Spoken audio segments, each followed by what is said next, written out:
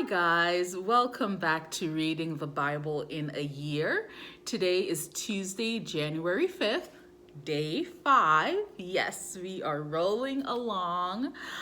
First, I do want to apologize for the late upload of today's video.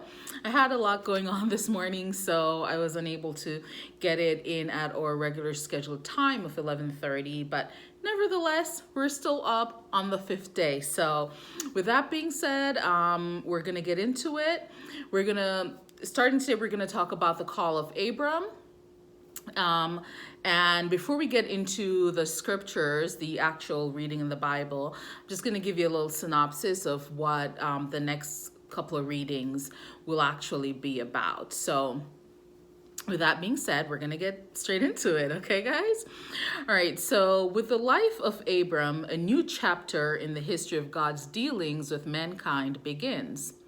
God's presence in Abram's life does not appear to be based upon any special meritorious qualities that Abram himself might possess, but simply because God chooses him as the man through whom he will bless all of mankind. Abram lives at a time when, in the western part of the Fertile Crescent, the Egyptian Empire is in its golden age during the 12th dynasty. In the eastern part of the crescent, the Sumerians have controlled the area from their capital at Ur. Somewhere around 1950 BC, however, the Sumerians are overthrown by the Elamites, who come from east of the Tigris River. The Elamite invasion causes such confusion and turmoil in its once stable area that hordes of people from the Arabian desert are drawn into the more fertile area. These descendants of Ham from the west, or the Amorites as they're known, decisively take over the land and establish various capitals, the most notable of which is at Mari on the northern Euphrates River. This Amorite culture will flourish until about 1700 BC, when it will be overrun by King Hammurabi of the Babylonians, who is remembered principally because of the code of laws which bears his name. It is this Amorite culture which Abram is most closely associated while in Haran. However, Abram himself is an Aramean and a descendant of Shem. Although the details are sketchy, it appears that Abram belongs to a rootless, unsettled, and semi-nomadic people who wander about among more settled people in search of food and water for the flocks which they tend. As the Genesis record continues, Abram and his clan will be seen wandering through Canaan in this very fashion. The life of Abram, however, is more than a historical narrative about a Semitic Aramean wandering through Canaan. It is a life which will later be praised as an outstanding example of faith in God. With his father Terah, now dead, and himself middle-aged, Abram is called by God to leave his homeland, his tribe, and his father's family in order to journey 300 miles to a land about which he knows very little.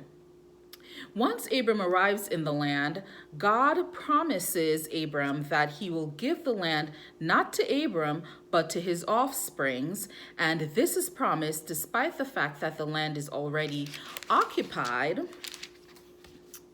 by Canaanites.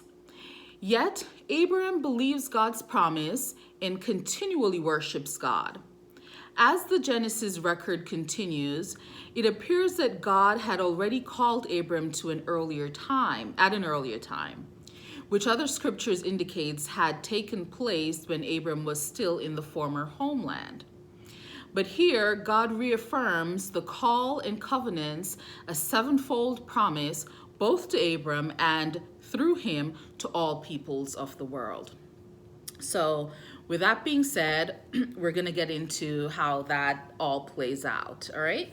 And we are going to pick up today's reading at Genesis 12, verse 1. And we're going to continue through to, rather than just breaking it down and pausing, letting you know each verse that I'm reading, I'm going to let you know what we're going through. So we're going to be going through Genesis 12, verse 1 through to 20. All right, and we'll break in between as we go. So, the Lord had said to Abram, "Go from your country, your people and your father's household to the land I will show you. I will make you into a great nation, and I will bless you. I will make your name great, and you will be a blessing. I will bless those who bless you, and whoever curses you I will curse, and all peoples on earth will be blessed through you." So Abram went as the Lord had told him, and Lot went with him. Abram was 75 years old when he set out from Haran. He took his wife Sarai, his nephew Lot, all the possessions they had accumulated, and the people they had acquired in Haran, and they set out for the land of Canaan, and they arrived there. Abram traveled through the land as far as the site of the great tree of Moreh at Shechem. At that time, the Canaanites were in the land. The Lord appeared to Abram and said, "To your offsprings I will give this land." So he built an altar there to the Lord who had appeared to him. From there, he went on toward the hills east of Bethel and pitched his tent, with Bethel on the west and Ai on the east. There he built an altar to the Lord and called on the name of the Lord. Then Abram set out and continued toward the Negev. Now there was a famine in the land, and Abram went down to Egypt to live there for a while because the famine was severe. As he was about to enter Egypt, he said to his wife Sarai, "I know what a beautiful woman you are. When the Egyptians see you, they will say, 'This is his wife?' Then they will kill me, but will let you live. Say you are my sister, so that I will be treated well for your sake, and my life will be spared because of you." Let me pause. I had no idea that Sarai was so fly, okay? So clearly she was like a gorgeous, beautiful woman. So Abram was worried for his safety that, men would be willing to kill him just to get at her. So he's basically telling her, you know what? Just tell him that you're my sister, I'm your brother, so, all will be good. But let's continue. When Abram came to Egypt, the Egyptians saw that Sarai was a beautiful woman. And when Pharaoh's officials saw her, they praised her to Pharaoh, and she was taken into his palace. He treated Abram well for her sake. And Abram acquired sheep and cattle, male and female donkeys, male and female servants, and camels. But the Lord inflicted serious disease on Pharaoh and his household because of Abram's wife Sarai. So Pharaoh summoned Abram. "What have you done to me?" he said. "Why didn't you tell me she was your wife? Why did you say she's my sister, so that I took her to be my wife? Now then here is your wife. Take her and go." Then Pharaoh gave orders for Abram to his men, and then sent him on his way with his wife and everything he had.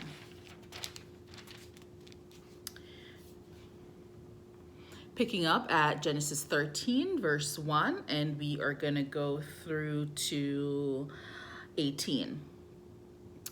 So Abram went up from Egypt to the Negev with his wife and everything he had, and Lot with him. Abraham had become very wealthy in livestock and in silver and gold. From the Negev, he went from place to place until he came to Bethel, to the place between Bethel and Ai, where the tent had been earlier and where he had first built an altar. There Abram called on the name of the Lord. Now Lot, who was moving about with Abram, also had flocks and herds and tents. But the land could not support them while they stayed together, for their possessions were so great that they were not able to stay together, and quarreling arose between Abram's herders and Lot's. The Canaanites and Perizzites were also living in the land at the time. So Abram said to Lot, "Let's not have any quarreling between you and me, or between your herders and mine, for we are close relatives. Is not the whole land before you? Let's part company. If you go to the left, I'll go to the right. If you go to the right, I'll go to the left." Sounds fair enough, right? Lot looked around and saw that the whole plain of the Jordan towards Zoar was well watered, like the garden of the Lord, like the land of Egypt. This was before the Lord destroyed Sodom and Gomorrah, okay, just to let you know. So Lot chose for himself the whole plain of the Jordan and set out towards the east. The two men parted company. Abram lived in the land of Canaan, while Lot lived among the cities of the plain and pitched his tent near Sodom. Now the people of Sodom were wicked and were sinning greatly against God. The Lord said to Abram after Lot had parted from him, "Look around from where you are, to the north and south, to the east and west. All the land that you see, I will give to you and your offsprings forever. I will make your offsprings like the dust of the earth, so that if anyone could count the dust, then your offspring could be counted. Go walk through the length and breadth of the land, for I am giving it to you." So Abram went to live near the great trees of Mamre at Hebron, where he pitched his tents. Then he built an altar to the Lord. Okay, so now we're going to continue on from Genesis 14, verse 1 through to the 20th, where we're going to end today's reading. Okay, so at the time when Amphel was king of Shinar, Ariush king of Elasar, Kedorlaomer king of Elam, and Tidal king of Goyim, these kings went to war against Ber king of Sodom, Bersha king of Gomorrah, Shinab king of Admah, Shembabar king of Zeboim, and the king of Bela, that is Zoar. All these latter kings joined forces in the valley of Siddim, that is the Dead Sea Valley. For 12 years they had been subject to the Kedorlaomer, but in the 13th year they rebelled. In the 14th year, Kedorlaomer and the kings allied with him went out and defeated the Rephites in Asaroth Karnaim, the Suzites in Ham, the Emites in Shaveh, the Kerathim and the Herites in the hill of Seir, as far as El Paran near the desert. Then they turned back and went to En-Misfat, that is Kadesh, and they conquered the whole territory of the Amalekites, as well as the Amorites who were living in Hazazon Tamar. Then the king of Sodom and the king of Gomorrah, the king of Admah, the king of Zeboim, and the king of Bela marched out and drew up their battle lines in the valley of Siddim against Kedorlaomer, king of Elam, Tidal, king of Goyim, Amphraphel, king of Shinar, and Arioch, king of Elasar, 4 kings against 5. Now the valley of Siddim was full of tar pits, and when the kings of Sodom and Gomorrah fled, some of the men fell into them, and the rest fled to the hills. The 4 kings seized all the goods of Sodom and Gomorrah and all their food. Then they went away. They also carried off Abram's nephew Lot and his possessions, since he was living in Sodom at the time. A man who had escaped came and reported this to Abram the Hebrew. Now, Abram was living near the great trees of Mamre the Amorite, a brother of Eshcol and Aner, all of whom were allied with Abram. When Abram heard that his relative had been taken captive, he called out the 318 trained men born in his household and went in pursuit as far as Dan. During the night, Abram divided his men to attack them, and he routed them, pursuing them as far as Hobath, north of Damascus. He recovered all the goods and brought back his relative Lot and his possessions, together with the women and the other people. After Abram returned from defeating Chedorlaomer and the kings allied with him, the king of Sodom came out to meet him in the valley of Shaveh. The king of Sodom said to Abram, "Give me the people and keep the goods for yourself."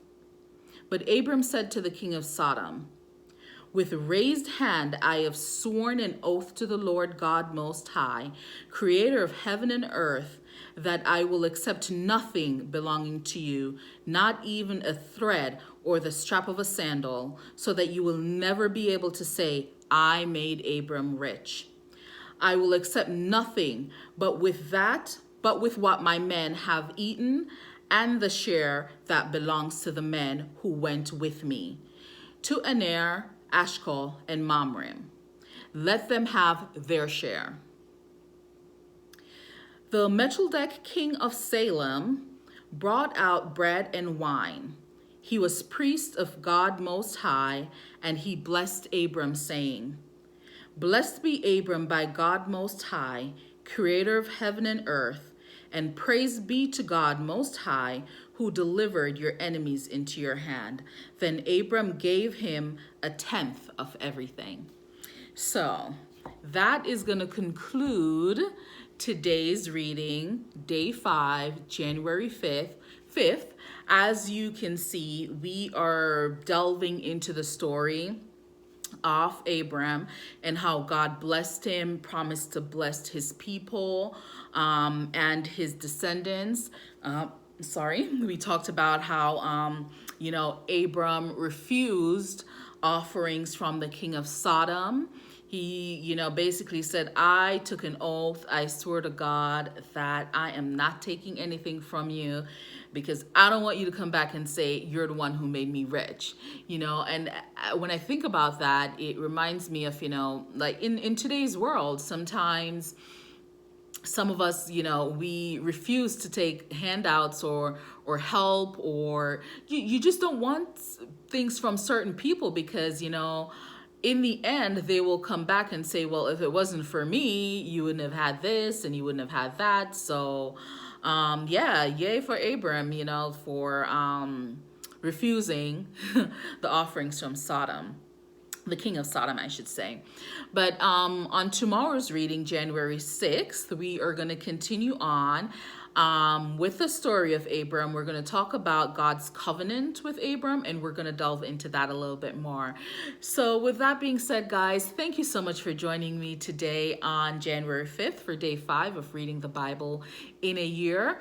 If you are enjoying this content, please give me a thumbs up.